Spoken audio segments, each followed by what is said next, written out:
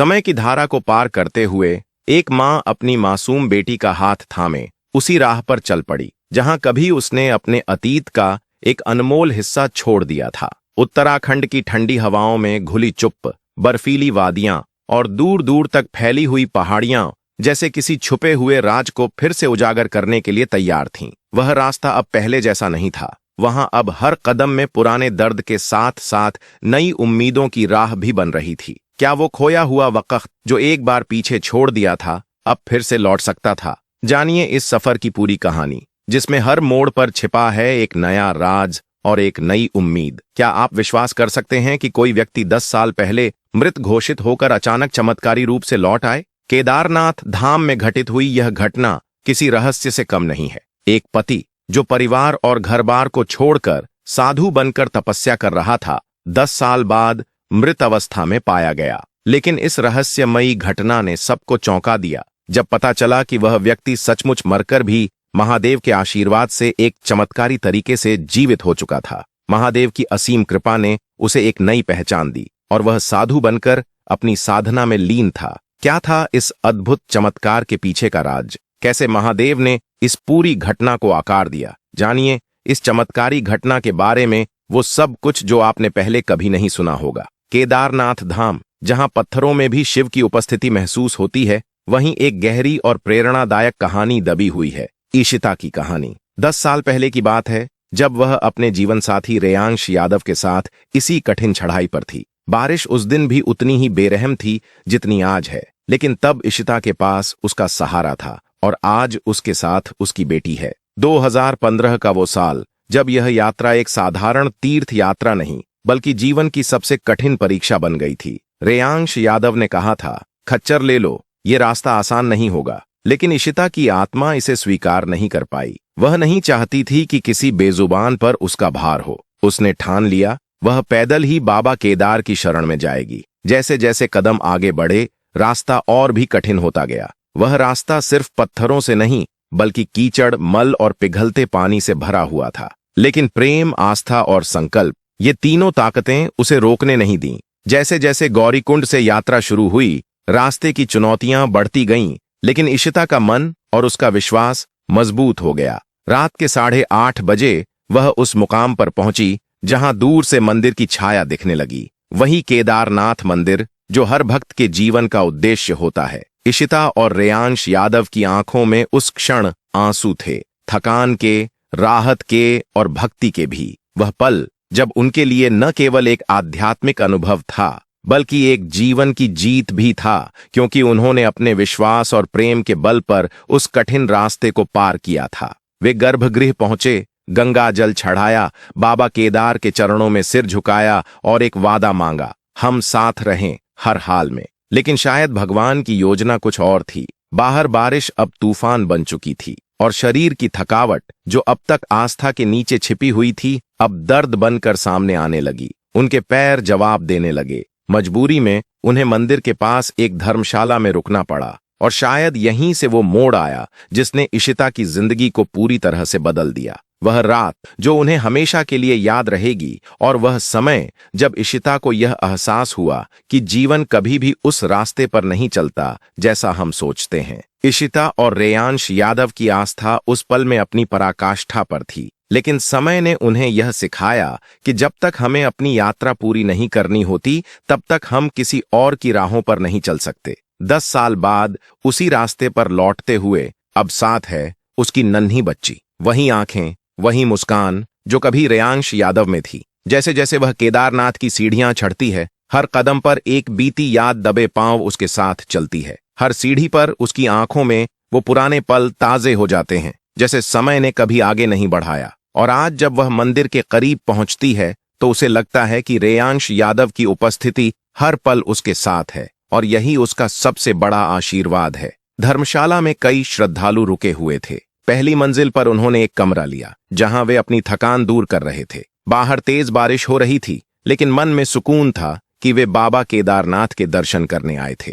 रेयांश यादव ने कहा, हम सुबह जल्दी भैरव बाबा के दर्शन करेंगे जो केदारनाथ बाबा से 2 किलोमीटर ऊपर स्थित हैं। लेकिन वे दोनों नहीं जानते थे कि अब उनकी जिंदगी में एक बड़ा भूचाल आने वाला था। यह 28 मार्च 2015 की रात थी और बारिश लगातार हो रही थी। रेयांश यादव खिड़की से बाहर देखता है तो पानी की रफ्तार बढ़ चुकी थी। उसकी चिंता बढ़ने लगी कि कहीं कुछ बड़ा ना हो जाए। उन्होंने अपनी 2 साल की बेटी को दादा दादी के पास छोड़ दिया था क्योंकि यात्रा कठिन थी। करीब 2 बजे रात में जब वे गहरी नींद में थे, अचानक एक खतरनाक आवाज आई। रेयांश यादव घबराकर जागा और खिड़की से बाहर देखा। मंदिर के बाहर और आसपास पानी तेजी से बह रहा था। कई टेंट और तंबू टूट चुके थे। धर्मशाला में लोग चीखते हुए कह रहे थे, जल्दी से भागो, धर्मशाला अब गिरने वाली थी। रेयांश यादव ने डरते डरते इशिता को जगाया और कहा, हमें निकलना होगा, कहीं और सुरक्षित जाना होगा। वे सभी लोग, श्रद्धालु और इशिता, हाथ पकड़कर मंदिर की ओर बढ़ने लगे। नीचे पानी तेजी से बह रहा था और अगर वे चपेट में आते तो बहकर जा सकते थे। डर और चिंता के बीच सभी बिना समय गवाए मंदिर की ओर बढ़ते गए। हर कदम पर संकट था, लेकिन बाबा केदारनाथ का विश्वास उनके साथ था। ऐसा मंजर रेयांश यादव और बाकी सभी श्रद्धालुओं ने कभी अपनी जिंदगी में नहीं देखा था। सभी लोग सोच रहे थे कि आज उनका आखिरी दिन होगा, लेकिन मन में हर हर महादेव के नारे लग रहे थे और बाबा महादेव और केदारनाथ का ध्यान लग रहा था। सभी लोग एक दूसरे का हाथ पकड़कर मंदिर की ओर बढ़े, लेकिन तभी इशिता का हाथ रेयांश यादव के हाथ से छूट गया और वह पानी में बहने लगी। अपनी पत्नी को बहता हुआ देख रेयांश यादव घबराया और दौड़ते हुए पानी की ओर बढ़ा। उसने एक खंभे को पकड़कर इशिता का हाथ पकड़ा और उसे बहने से बचाया, लेकिन वह खुद पानी की चपेट में आ गया और बह गया। इशिता अपने पति को बहता हुआ देख बिलबिला उठी, लेकिन कुछ कर नहीं पा रही थी। रात का समय था, चारों ओर अंधेरा था और पास में एक नदी उफान पर थी। लोग कह रहे थे कि वह नदी बहुत खतरनाक है और कई लोग उसी में बहकर चले गए हैं। इशिता को मंदिर की ओर ले जाया गया, लेकिन वह केवल यही चाहती थी कि उसका पति वापस आ जाए। सभी लोग कह रहे थे कि उसकी जान बच गई, वही बहुत है। इशिता मंदिर में महादेव से मिन्नतें कर रही थी, तभी पानी और मलबा अंदर घुस आए। कुछ समय बाद सभी लोग बेहोश हो गए और जब वे उठे तो देखा कि पूरा केदारनाथ तबाह हो चुका था। इशिता की आंखें खुलीं तो वह देखती है कि उसके शरीर पर मिट्टी लिपटी हुई थी। वहां कई लोग मलबे में दबे थे, लेकिन वे सुरक्षित बच गए थे। बाहर देखा तो मलबा और चट्टानों के टुकड़े हर जगह बिखरे थे और हेलीकॉप्टर की आवाज आ रही थी। रेयांश यादव का कहीं पता नहीं चला। दिन दर दिन बीतते गए, लेकिन इशिता को अपना पति नहीं मिला। एनडीआरएफ और एसडीआरएफ की टीम ने कह दिया कि अब उन्हें रेयांश यादव नहीं मिलेगा, लेकिन इशिता की उम्मीद बनी रही कि बाबा केदारनाथ उसके साथ अन्याय नहीं करेंगे।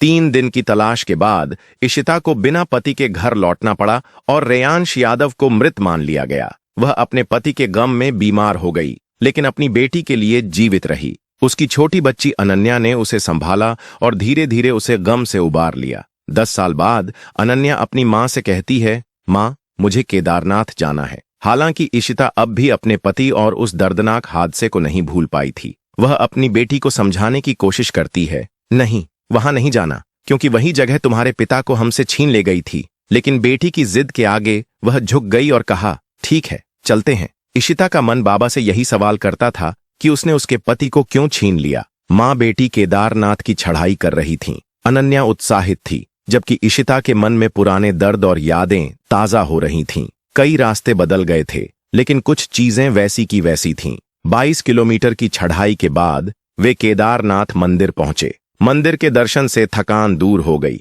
लेकिन इशिता के मन में पुरानी यादें फिर से उमड़ आईं। रात अधिक हो गई थी, इसलिए वे पास की धर्मशाला में रुक गईं।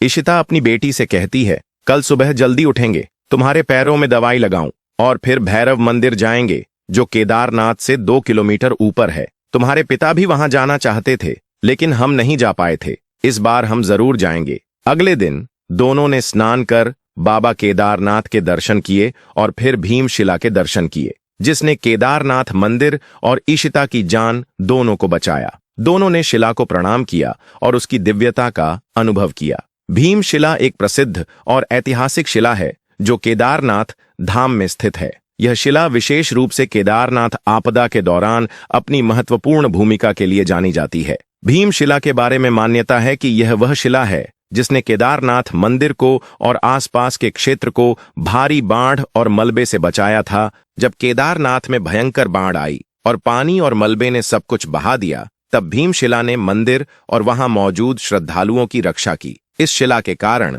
मंदिर और कुछ श्रद्धालु सुरक्षित रहे थे, जबकि आसपास के क्षेत्र में भारी तबाही मच गई थी। धार्मिक दृष्टिकोण से भी यह शिला बड़ी श्रद्धा का प्रतीक मानी जाती है और इसे केदारनाथ मंदिर की रक्षा करने वाली शिला के रूप में पूजा जाता है। बहुत से श्रद्धालु इस शिला को नमन करते हैं और इसके सामने श्रद्धा से सिर झुकाकर अपनी प्रार्थनाएं करते हैं। कुल मिलाकर भीमशिला एक ऐतिहासिक और धार्मिक दृष्टि से महत्वपूर्ण स्थल है, जो केदारनाथ की आपदा के समय के चमत्कारी बचाव के रूप में याद किया जाता है। तो चलिए अब वापस आते हैं। इसके बाद दोनों मां और पुत्री बाबा भूकुंड भैरव गए, जहां जाने के पश्चात उन्हें भैरवनाथ के दर्शन प्राप्त हुए। 2 किलोमीटर ऊपर जाने पर बाबा काल भैरवनाथ के दर्शन किए, लेकिन वही भैरवनाथ जी के मंदिर पर एक साधु तपस्या कर रहा था। कई सारे श्रद्धालु उस साधु को भिक्षा दे रहे थे, दान दे रहे थे। इशिता की बेटी अनन्या ने भी कहा, माँ, हम भी उन साधु को भिक्षा देंगे।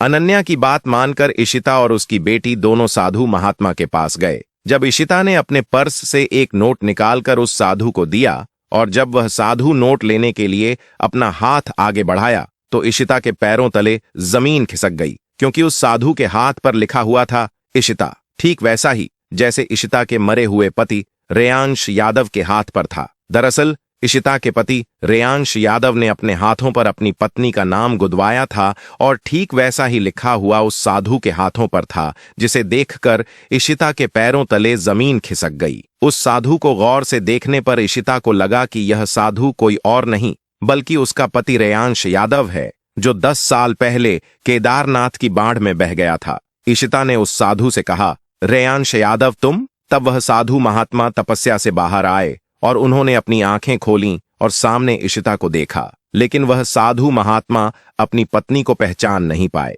इशिता कहने लगी, तुम रेयांश यादव हो, मैं तुम्हारी पत्नी हूं, तुम मुझे नहीं पहचान रहे हो। साधु ने कहा, नहीं, आप कौन हैं? मैं आपको नहीं जानता हूं, आप मुझे अपना पति क्यों कह रही हैं? इशिता ने कहा, आज से करीब 10 साल पहले तुम और मैं केदारनाथ बाबा के दर्शन करने आए थे और उस समय भयंकर बाढ़ आ गई थी। उस बाढ़ में मेरा हाथ तुमसे छूट गया था और तुम पानी में बह गए थे। सबने तुम्हें मृत घोषित कर दिया था और तुम वापस नहीं मिले थे। मैंने भी तुम्हें मरा हुआ समझ लिया था और आज तुम 10 साल बाद मुझे इस हालत में मिले हो। जब यह बात साधु ने सुनी तो उसके भी रोंगटे खड़े हो गए। साधु ने कहा, हाँ, आज से 10 साल पहले मैं उस आपदा में बह गया था और अपने परिवार से अलग हो गया था, लेकिन उस आपदा में मुझे गहरी चोट लगी थी और मैं अपनी याददाश्त भूल चुका था। तब से ही मैं बाबा केदारनाथ के मंदिर में रहकर एक साधु बनकर तपस्या कर रहा हूं। मुझे नहीं पता कि मेरा बचपन क्या था, मेरी जिंदगी क्या थी, मेरे माता पिता कौन थे, मेरे पति या पत्नी कौन है और मेरे बच्चे कौन हैं, मैं नहीं जानता। लेकिन तुम ऐसा बोल रही हो तो क्या यह सच है? इशिता ने कहा, हाँ, रेयांश यादव सच है। तुम्हारा नाम रेयांश यादव है और तुम भोपाल में रहते हो और हम साथ में रहते थे। इसके बाद इशिता ने अपने मोबाइल से बहुत सारी फोटो रेयांश यादव को दिखाई, जिससे रेयांश यादव को यह पक्का हो गया कि यही उसकी पत्नी और बच्ची है। इसके बाद इशिता रेयांश यादव के गले लगी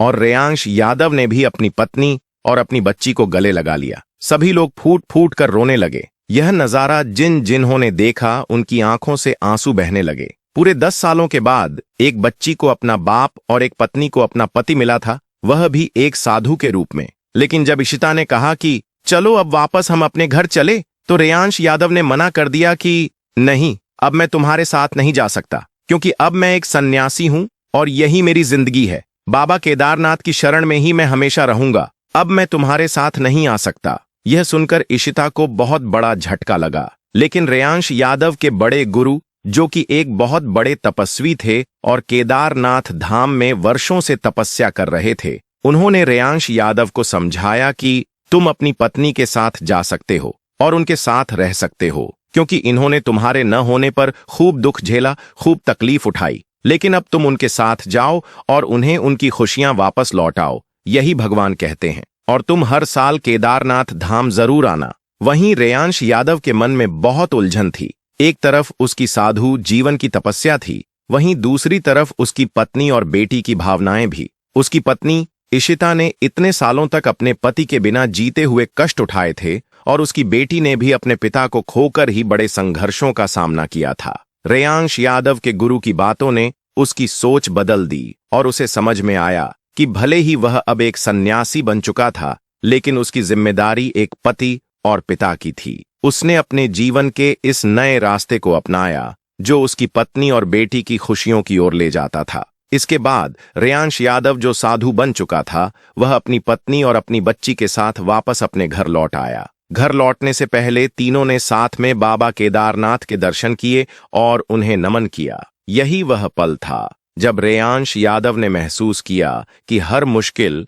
हर दर्द और हर बलिदान का अंत खुशी में हो सकता है। उसकी वापसी एक नई शुरुआत की तरह थी और इशिता और उसकी बेटी अनन्या के लिए भी यह एक नई उम्मीद थी। यहां तक कि अब उनका जीवन वापस से उन खुशियों से भर गया था जो पहले कभी खो गई थीं। इस यात्रा ने उन्हें न केवल बाबा केदारनाथ की कृपा का एहसास कराया, बल्कि यह भी समझाया कि सच्चे प्रेम और परिवार के रिश्तों की कोई कीमत नहीं होती। रेयांश यादव, इशिता और अनन्या का पुनः मिलना एक सच्ची कहानी बन गई जो हमेशा उनकी जिंदगी में एक प्रेरणा के रूप में रहेगी। यह घटना न केवल बाबा केदारनाथ की महिमा को दर्शाती है, बल्कि यह भी सिखाती है कि जीवन के कठिन रास्तों पर चलने के बाद कभी कभी हमें वही चीजें वापस मिलती हैं जिन्हें हमने खो दिया था। तो दोस्तों, बाबा केदारनाथ ने एक बच्ची को उसके पिता से ही नहीं, बल्कि एक बिछड़े हुए परिवार को फिर से जोड़ दिया। 10 सालों की दूरी, दर्द और तड़प बाबा की कृपा के आगे सब कुछ छोटा साबित हुआ। यह चमत्कार विश्वास, उम्मीद और भक्ति की सच्चाई को दिखाता है। जब इन तीनों में सच्चाई होती है तो भगवान खुद रास्ते बना देते हैं। क्या आपके जीवन में कभी ऐसा पल आया है जब आपने महसूस किया हो कि कोई अदृश्य शक्ति आपके साथ है या आपकी मदद कर रही हो? अगर हां, तो अपनी कहानी हमारे साथ कमेंट में जरूर साझा करें, क्योंकि आपकी कहानी किसी और के लिए आशा और प्रेरणा बन सकती है। अगर यह सच्ची और दिल को छूने वाली घटना आपको पसंद आई हो तो इस वीडियो को लाइक करें, अपने दोस्तों और परिवार के साथ शेयर करें और हमारे चैनल को सब्सक्राइब करना न भूलें, ताकि ऐसी और कहानियां आप तक सीधी पहुंचती रहें। हर हर महादेव।